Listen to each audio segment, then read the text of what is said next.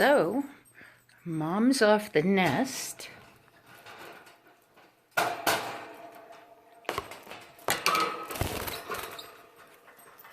But Daddy has been feeding these little babies.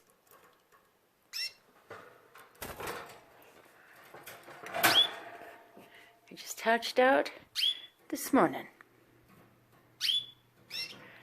5 eggs, 3 live babies, 2 that were just too small. Congratulations, Mom and Dad. Dad has been feeding them raw egg yolk and peas. Not raw egg, hard-boiled egg yolk. Again, let's take a look. Can't help it.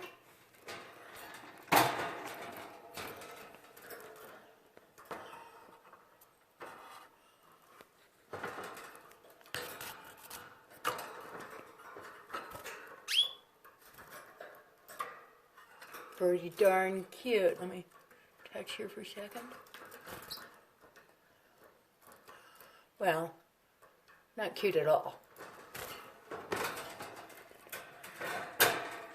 But congratulations, you two.